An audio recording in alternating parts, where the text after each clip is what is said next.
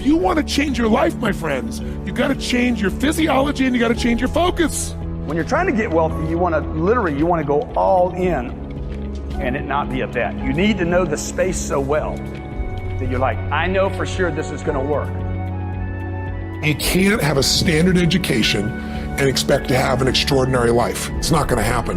The one breakthrough for all leaders is constant, never-ending improvement. And that means educating yourself and continuing to develop even greater emotional mastery, because that's what affects whether you execute or not. The opportunity for self-education is there. We have to change our psychology from, I'm going to do what everybody else does, and I'm mad because it doesn't work anymore, to the reality is this is the greatest time to be alive if you're growing, you're learning, you're educating, and you're developing valuable skills. So instead of complaining, you got to say, where are the skill sets valued in the marketplace? And how do I work harder on myself than anything else? Because if I become more valuable, then I will be able to give more, do more, and change more. When I interviewed Warren Buffett, I asked the most important investment he ever made in his life. You know what he said it was? I was thinking all the companies he'd done, He said, Tony, go into Dale Carnegie. I said, what? He goes, because by developing myself, that's the most important investment. Those skill sets, learning how to persuade, learning how to speak, learning how to influence, all my ideas would have died on my lips if I hadn't been able to influence, and I learned it from that little course. Most valuable thing I ever did in my life, he said.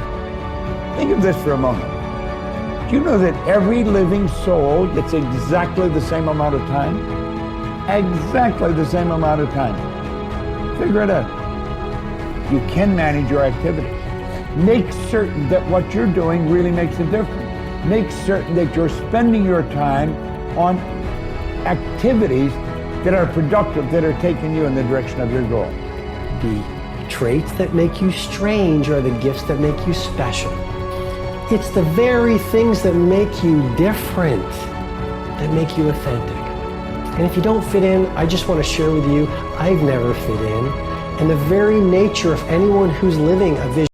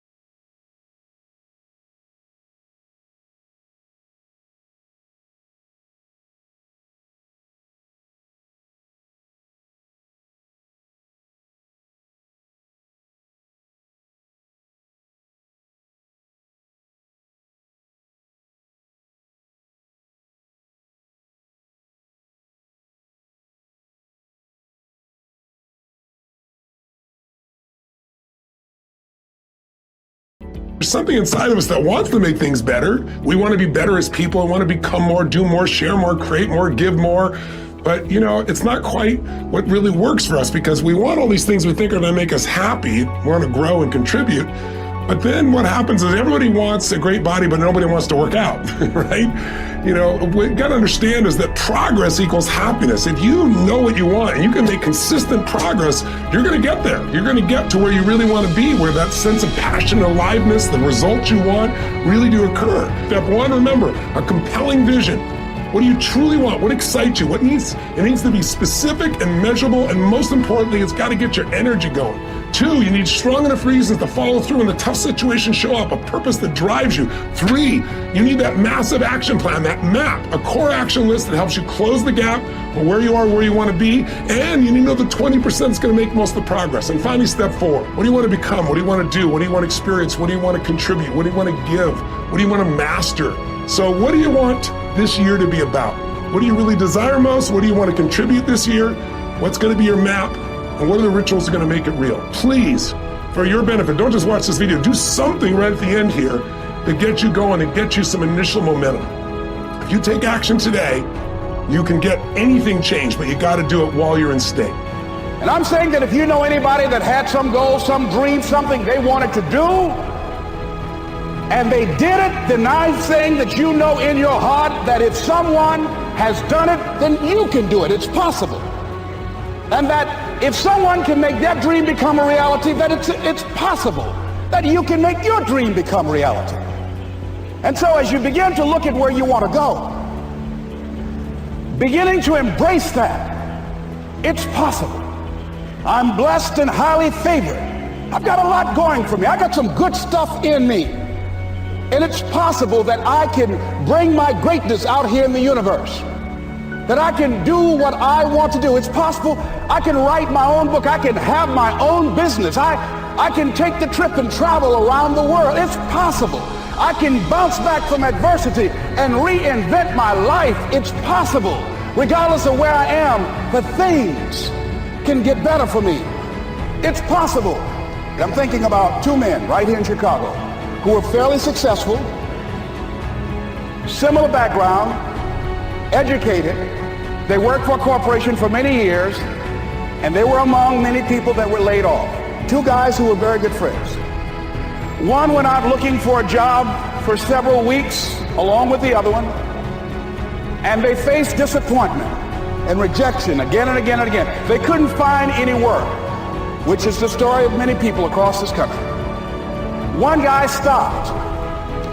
He became discouraged. He stopped going.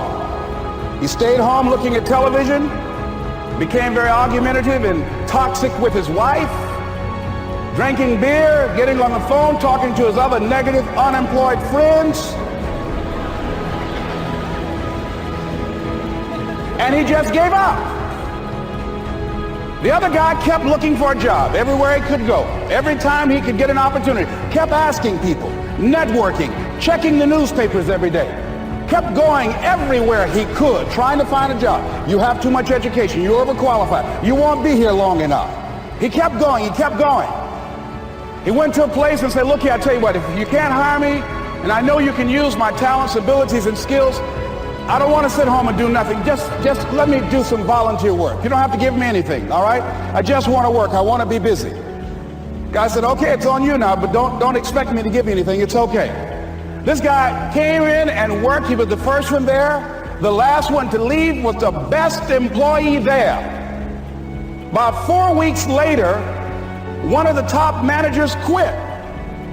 They were looking for a replacement. Guess who they selected? This other guy. This guy who was volunteering his time. He got the job. What was the difference between the 2 men? Eyesight and mindsight. Eyesight is judging on what you see, judging according to appearances. But mindsight is how you interpret what you see. One guy said, it's not possible, it's over, I'm finished.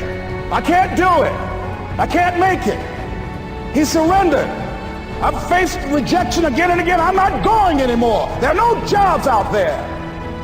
But this other guy, he felt that in spite of the no's and rejections, in spite of how bad the economy is, in spite of what the newspapers are saying, that it's possible that somebody somewhere will give me a job. He just kept going, thinking it was possible. And guess what, ladies and gentlemen? That's what we have to do with our dreams. Because things happen to you in life that you can never, ever anticipate. And many times when those things happen, you want to give up.